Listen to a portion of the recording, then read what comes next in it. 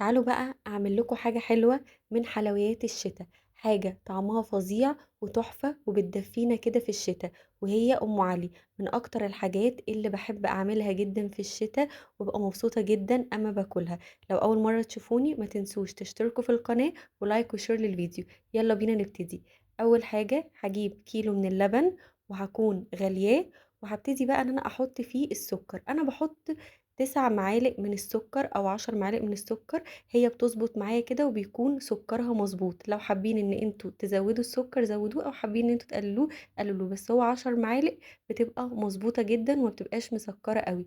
وهبتدي بقى ان انا احط السكر بتاعي، ولازم اللبن يكون مغلي.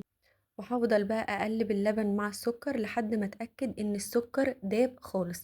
بعدين بقى هجيب الطاجن بتاعي، وهجيب بقى ام علي. انا بحب استخدم ام علي اللي هي دريم، بتطلع ام علي حلوه جدا. قمت بقى نزلت بقى الكيسين الموجودين دول، وهبتدي ان انا اقطع ام علي كده ايه، قطع صغيره. عايزاكم بقى تكتبولي في الكومنتس ايه الحلويات الشتويه اللي انتوا بتحبوا تعملوها، وقولولي عشان خاطر اعملها لكم. هبتدي بقى ايه اقطعها كده قطع صغيره.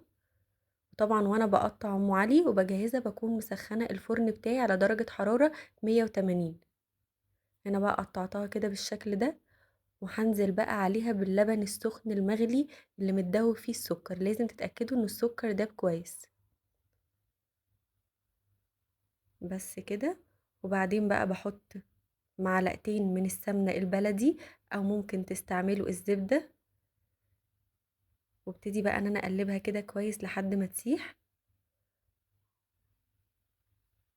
وطبعا اهم حاجه في ام علي اللي بتخليها تحفه هي القشطه. انا بقى كان عندي قشطه بلدي، قمت حطيت كده معلقتين في ام علي وقلبتهم، بتخليها فظيعه. وطبعا باجي في الاخر وبقوم حاطه على الوش كده قشطه عشان خاطر تعمل لنا الوش التحفه كده المقرمش ده. طبعا زي ما قلت لكم بكون مسخنه الفرن بتاعي على درجه حراره 180، وبحطها في الفرن لمده نص ساعه، وبتطلع معاكم احلى ام علي هتاكلوها في حياتكم. عايزاكم تجربوها بالطريقه دي وتقولوا لي رايكم فيها ايه. بجد هتطلع طعمها تحفه تحفه تحفه. حلوه سهله وبسيطه، ومكونات كلها موجوده في البيت، ومش بتاخد منكم وقت خالص. وجبت بقى الطواجن بتاعتي كده بقى ايه، وهبتدي ان انا اقدمها فيها. بجد كان طعمها فظيع. وطبعا تقدروا بقى ان انتوا ايه، تحطوا فيها عليها اللي انتوا عايزينها. بصوا القشطه سايحه ازاي كده ودايبه، كان طعمها خطير.